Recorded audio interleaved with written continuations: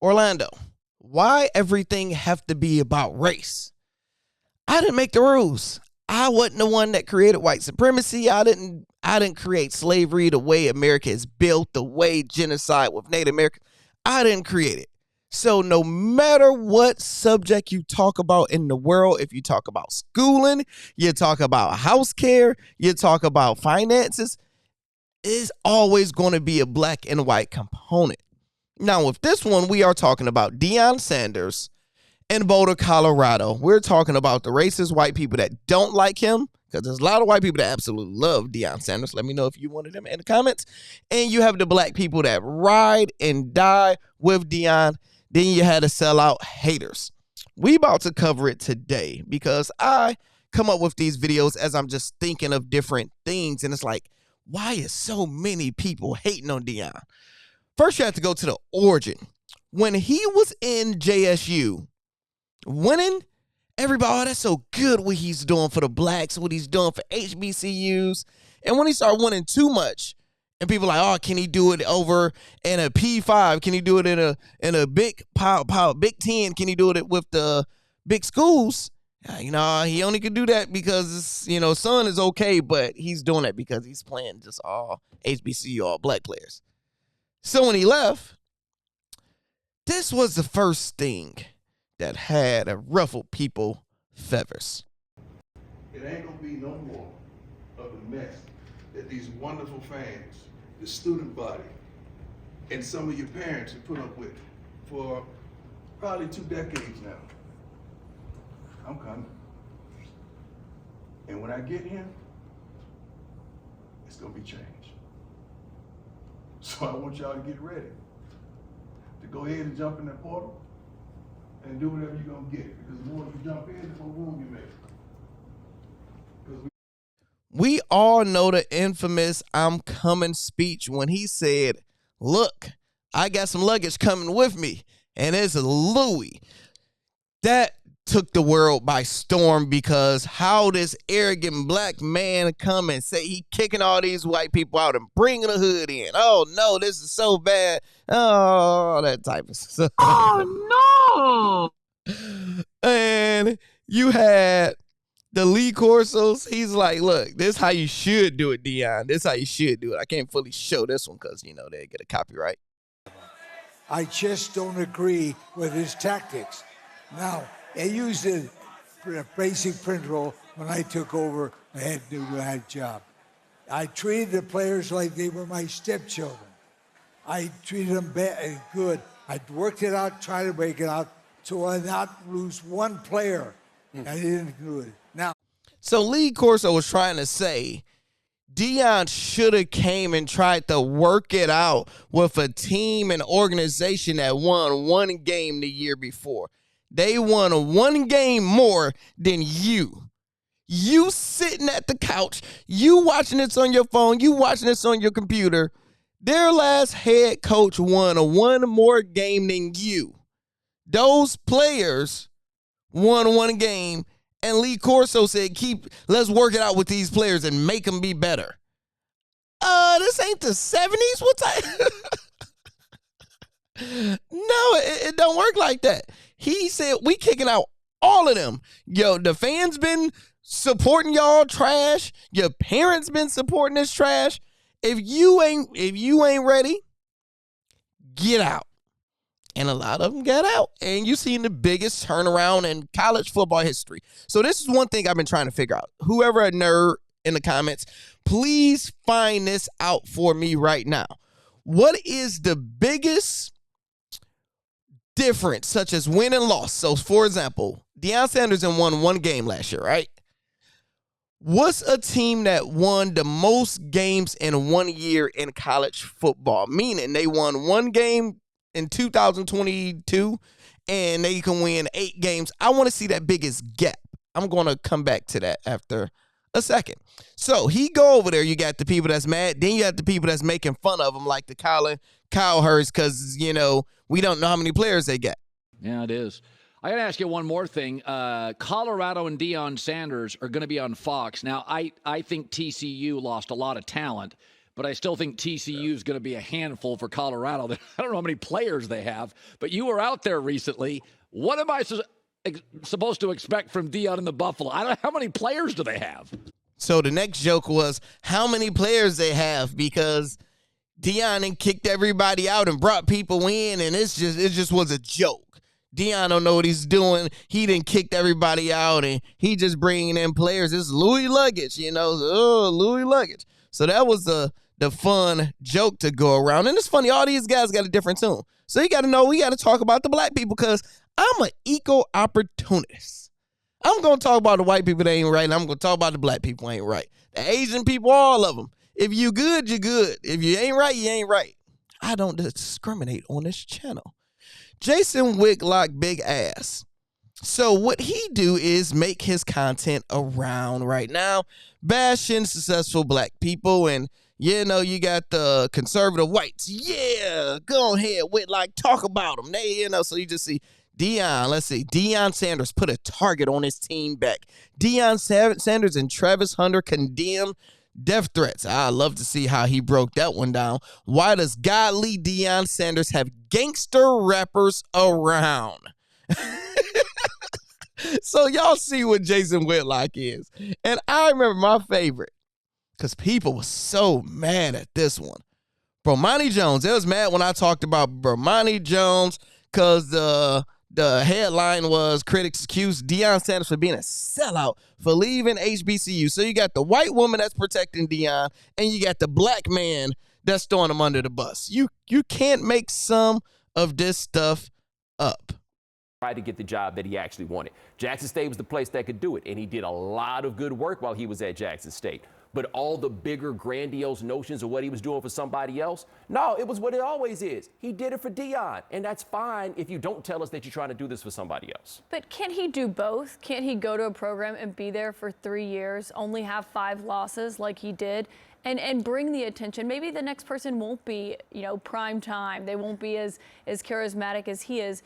But he still did bring attention to it. And what I've seen from the athletic director and other people is they were grateful for him. And they talked about him going on, and something he signaled because of the financial disparities here. No, he's very good, but I think the magnitude of the financial disparity is so much greater than anybody realizes. I think the magnitude of the financial disparity between HBCUs and other FCS schools, the smaller division in Division I, is bigger than people realize it is. So there's room to criticize him for the way that he has left and for the fact that his initial rhetoric is not in line with his ultimate decision. What would you have him do?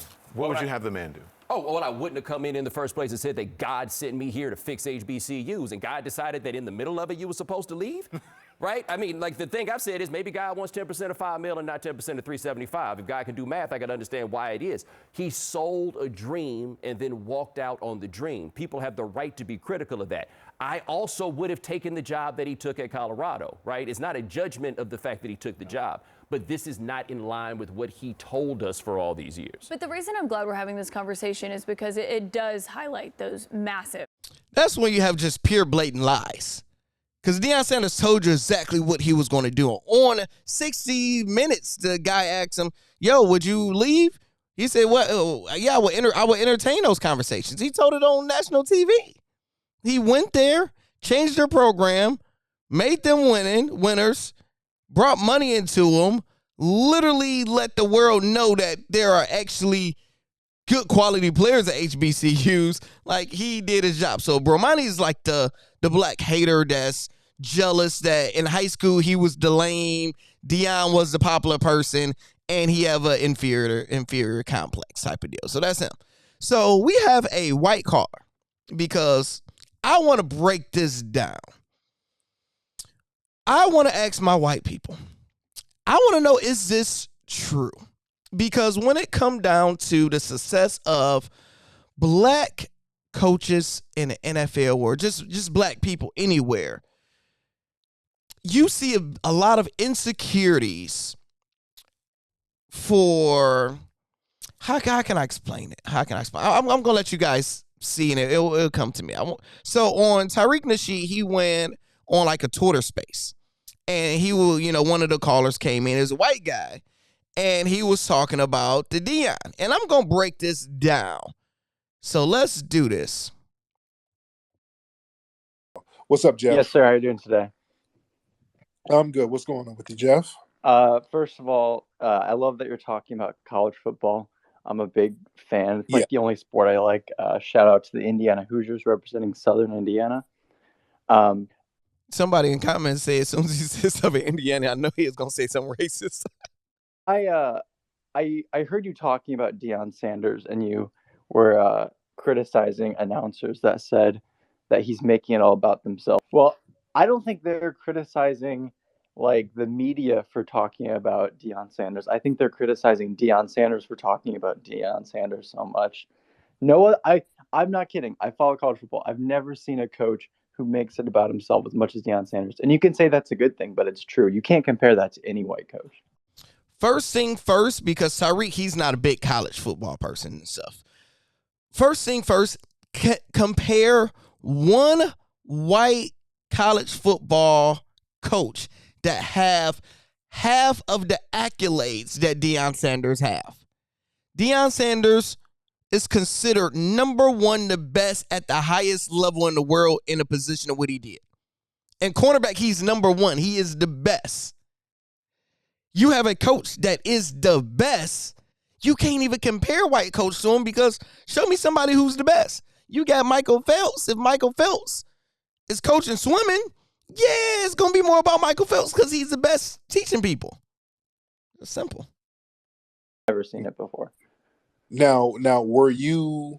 Well, how do you? What do you mean he makes it about? Well, he makes it about himself. How? And by the way, were you rooting for Colorado State? Because you sound like a Colorado State fan.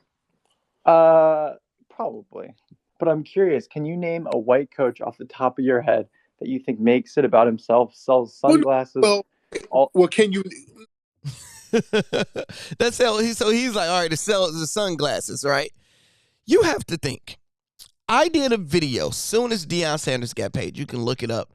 And I said Deion Sanders is the most underpaid coach in college football history. After getting paid like $25 million or however much his contract is, I believe it's like $25 million 4 years. So you break that down, you're only making, $7 million a year, whatever. I said his value of the prime effect, he will probably make that back for them in like a month. I said that when it first happened. So he is underpaid.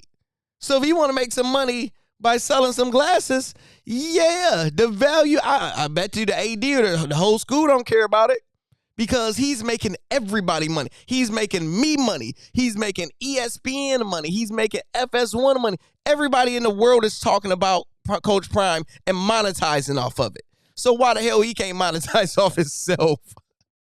Can you name a white coach who they doubt like they doubted Deion? They don't do white coaches like that and second guess them.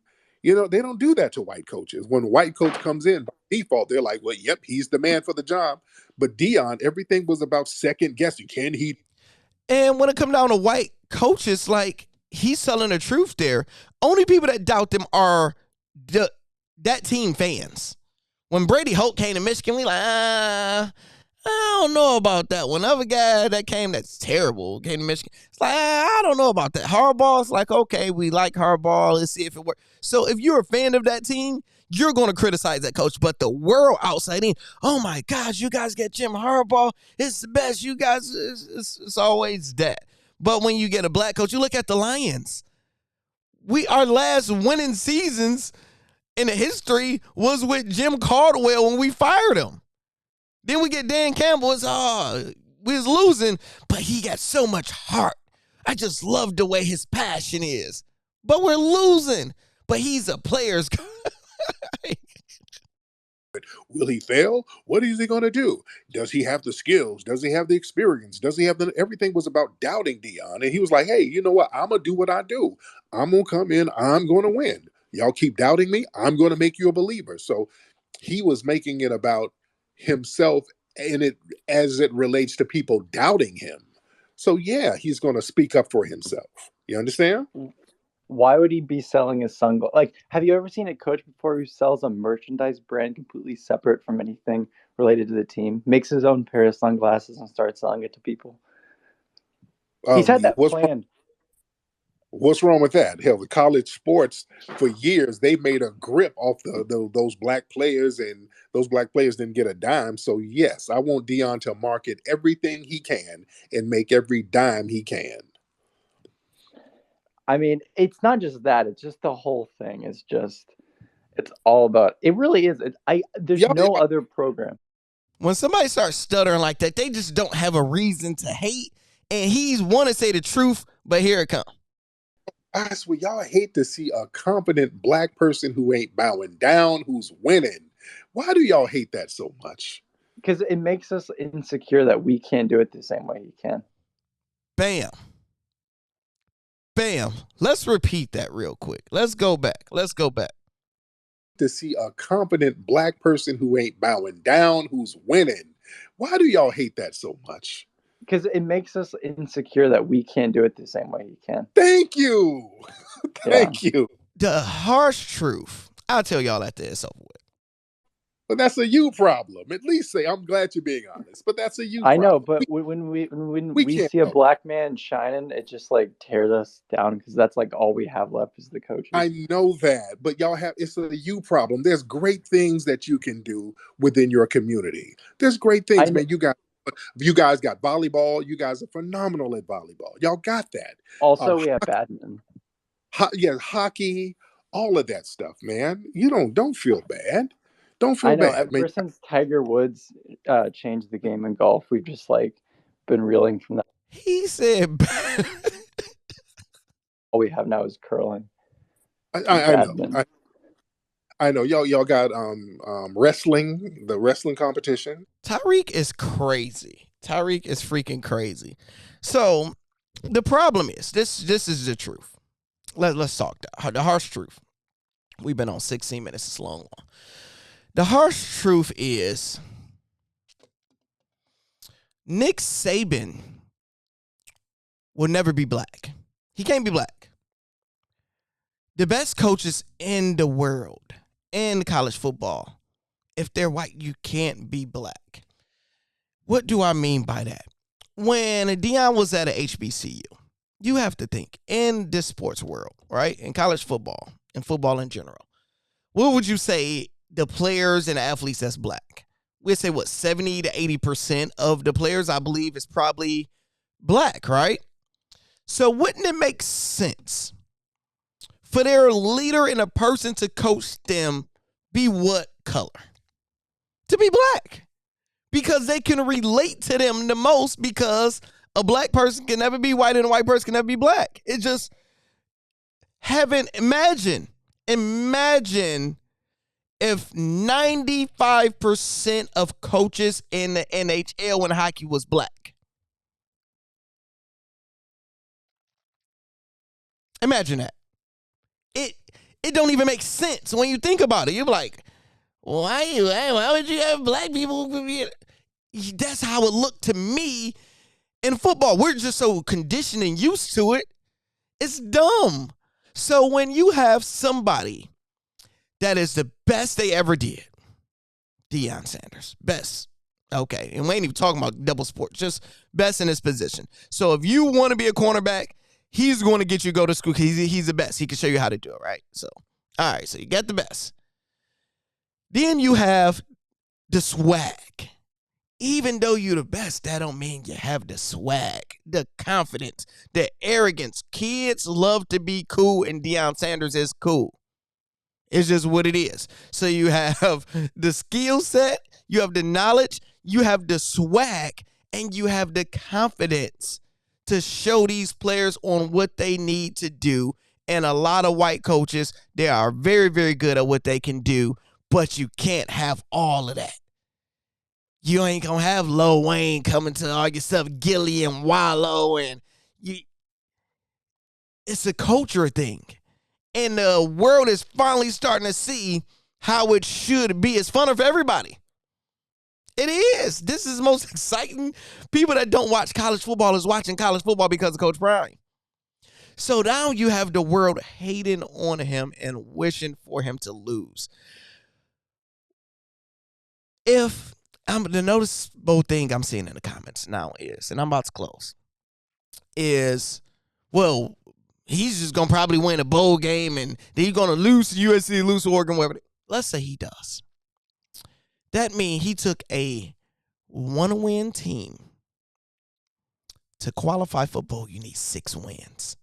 So you went from 1 win to 5 wins in 1 year. That is damn near impossible in college football. Because the 1 year, you're stuck with the bum players that the bum coach hired.